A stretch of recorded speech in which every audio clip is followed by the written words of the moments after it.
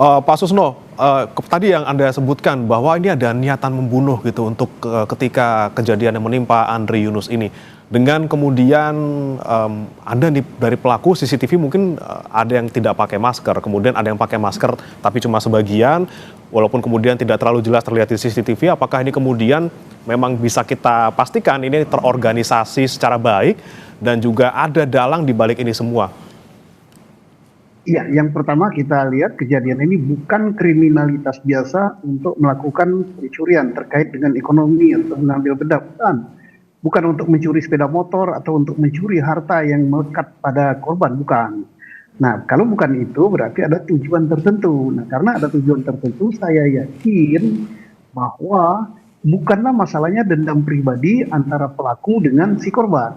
Tapi ada otaknya. Karena ada otaknya, ada pelakunya, ada pengamat, tentunya ada rencana, berarti kejahatan ini terorganisir.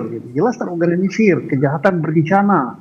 Nah, kemudian karena alat yang digunakan itu air keras, sangat-sangat berbahaya, itu bisa saja merenggut jiwa. Jadi kita patut menduga bahwa ini tujuannya ya untuk membunuh gitu. Nah, baru nanti tujuan berikutnya yaitu untuk penganiayaan berat gitu. Nah, tapi tidak salah kalau kita pasalnya kita letakkan pertama pembunuhan gitu. Oke, baik.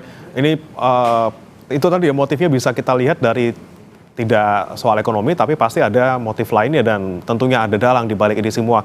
Kembali saya ke Pak Usman. Pak Usman, ini tentunya adalah kita lihat bersama dalam tanda kutip ini ancaman terhadap mereka yang kritis seperti itu. Should we move back karena ada hal ini, dan bagaimana kita tetap bisa kritis tapi kita juga bisa aman? Ya, pertama tentu saja untuk selalu berhati-hati di dalam berkegiatan. Biasanya para aktivis melakukan atau menyuarakan kritiknya melalui konferensi pers di suatu tempat, di suatu kedai kopi atau di kantornya sendiri. Jadi tentu perlu ada perhatian dalam beperjalanan, perlu ada perhatian dalam memilih mode kendaraan, misalnya gitu. Motor, misalnya terhadap Andri, saya beberapa kali sempat bicara kepada Andri bahwa Andri mengingat ia pernah mengalami teror sejak ia mendatangi Hotel Fairmont pada Maret tahun yang lalu. Teror-teror terus bertubi-tubi dialami oleh Andri. Tentu kami sebagai teman, sebagai sahabat beberapa kali mengingatkan.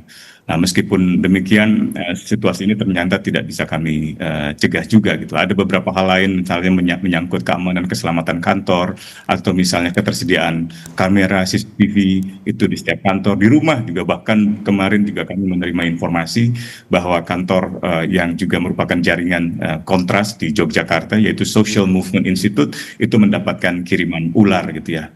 Nah, hal-hal semacam perjalanan, bepergian, kemudian keselamatan diri, keselamatan digital, misalnya menggunakan media sosial juga perlu ada two-step verification, harus ada VPN, harus ada cara-cara yang bisa melindungi diri dari kemungkinan-kemungkinan ancaman yang datang secara tiba-tiba. Tapi jauh lebih penting dari itu sebenarnya tugas kepolisian negara Republik Indonesia lah memastikan masyarakat bisa berkegiatan aman, baik itu dalam berdemonstrasi, dalam menggelar diskusi, atau di dalam menyampaikan temuan-temuan yang mereka katakanlah sampaikan kepada pemerintah terkait dengan masalah MBG, masalah Danantara, atau masalah situasi ekonomi yang sekarang ini semakin terlihat berat, dan masalah-masalah lain yang sebenarnya dapat dianggap sebagai masukan yang positif bagi pemerintah.